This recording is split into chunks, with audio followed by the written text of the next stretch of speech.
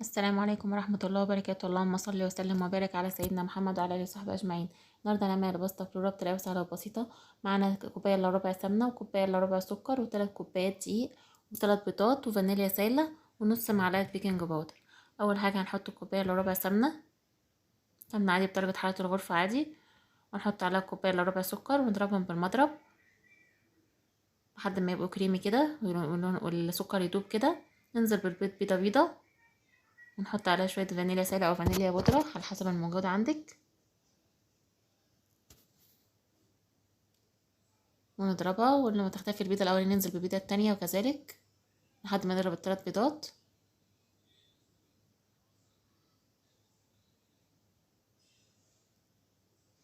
كده كان فاضل آخر واحدة معايا. هننزل بقى بالدقيق، نحط كوبايتين الدقيق وبعدين نحط التالتة، نحط نصها لو احنا هنحتاجها ناخدها، يعني هنحتاجها يعني كلها بس برضو على حسب نوعية الدقيق، ونص معلقة البيكنج باودر ونقلب.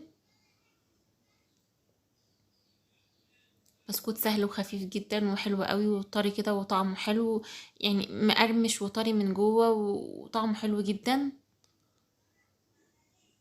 هنقلبه كده كويس. هلاقيها لسه طريه معايا، هتحتاج نص كوبايه تانية، يعني خدت 3 كوبايات بالظبط. المقادير دي مظبوطه. التلات كوبايات دي كوبايه الا ربع سمنه وكوبايه الا ربع سكر والتلات بيضات. شايفين العجينه حلوه معايا زي ومش بتلزق في الايد. هنحطها في التلاجة ترتاح شويه، نقسمها كده 2 كورها كورتين كده، نحطها في التلاجة تسقع شويه عشان تبقى سهله معاكي في لما تيجي تبشري الجزء اللي فوق. هنجيب بقى قارب، الكميه دي خدت القارب ده بالظبط.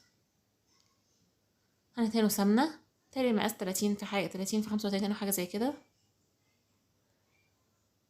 هنفرده بقى في قلب الصينيه في الارضيه، بنخلي سمكه رقيق ما نخلوش تخين. ونجيب مربى فراوله. لو عايزين المربى ديت انا عامله لكم، هسيب لكم اللينك بتاعها في صندوق الوصف. مربى الفراوله في البيت حاجه طعمها حلو جدا. ونفرد بقى الارضيه كلها مربى او اي مربى عندك بقى، تحبي فراوله مش اي نوع مربى انت بتحبيه. يا ريت متنسوش اللايك والاشتراك في القناه وتفعيل الجرس عشان يوصلكوا كل جديد. تثبت تعليقاتكم. هنا فردت المربى. الجزء التاني بقى اللي احنا قسمناه على كورتين هنبشره كده بالمبشره فوق المربى، بيديله شكل حلو. هنا العجينه كانت محتاجه تسقع شويه بس انا كنت مستعجله، فانت سيبيها ترتاح شويه نص ساعه في التلاجة. انا بشرت كل الكميه اهوت. هندخل على فرن 180. اول ما تخرج من الفرن على الرف اللي في النص طبعا، اول ما تخرج من الفرن نقطعها وهي طريه. وممكن لو هي في الفرن في الاخر كده او تحسي انك هتقربي تطلعيها تقطعيها وتدخليها تاني، وهي اول ما تطلع بتبقى طريه تقطع بكل سهوله.